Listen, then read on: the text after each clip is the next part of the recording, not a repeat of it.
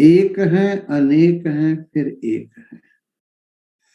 जल तरंग अर फेन बुदबुदा, जलते भिन्न न होई, एह परपंच पार ब्रह्म की लीला, विचरत आनना हो। जैसे जल तरंग का रूप धारण कर लेता है थोड़े समय के लिए, तो नाम वखरा हो जाता है, रूप वखरा हो जाता है, लेकिन वास्तविक में तो जल ही है ना। इसी तरह से ये जो सारी सृष्टि दिखाई दे रहा है, यूं समझो कि वाहिगुरु सागर है और संसार उसका तरंग है। जल तरंग अर फेन बुदबुदा, जलते भिन्न न होई, एह परपंच पार ब्रह्म की लीला, विचरत आनना। विचार करो तो कुछ नहीं है, ये प्रभु की लीला है। इस लीला को देख देख कर पहाड़ों में हरियाली और दरख्तों के ऊपर कोयल पंछियों की चहचहाट, ये सुंदर तितलियां, ये सुंदर बादल, ये बरखा, ये दरख्तों की हरियाली और अनेक अनेक जीवों का आपस में मिलना, हंसना, खेलना, दौड़ना, ये सब है क्या?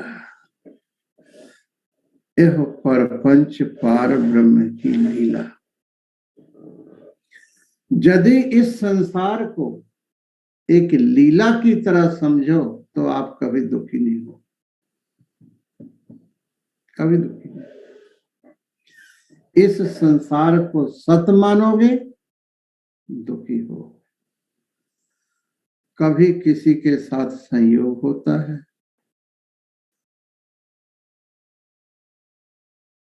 कभी किसी के साथ वियोग होता है, लेकिन हमारा स्वभाव ये है कि संसार के हर एक घटनाओं को हम पकड़ के रखना चाहते हैं कि ऐसा रहे, ऐसा रहे, और ऐसा रह नहीं सकता, क्योंकि जैसे सागर विच तरंगे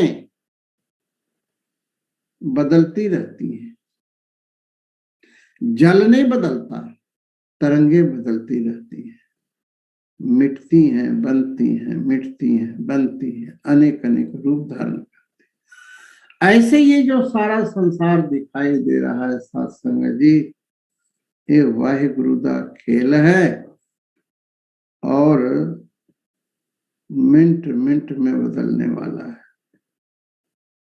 सब कुछ चेंजेबल है। इसलिए मन विच ये हठ ना हो कि एक जैसा हो गए सब कुछ, एक जैसा हो ही नहीं सकता। इसीलिए इसको महापुरुषों ने अनिर्वचनीय कहा है, जिसके बारे में बताया ना जा सके। क्या बताओगे?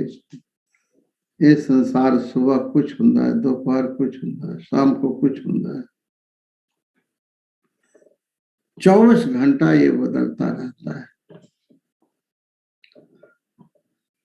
इसके बाद दूसरा जो प्रश्न है, सुन कहाँ घर वासो, एक निर्गुण निराकार परमात्मा जो सजाती विजाती सुगत भेद से रहित है, निरंकार, वो कहाँ रहता है?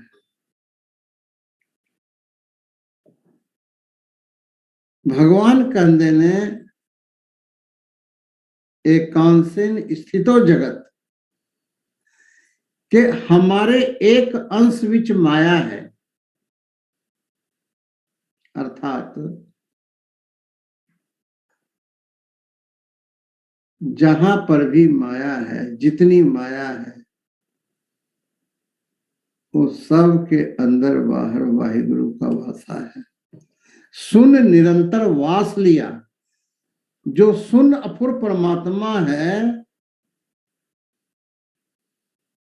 वो इस संसार विच कंटिन्यूअस वास कर रहा है।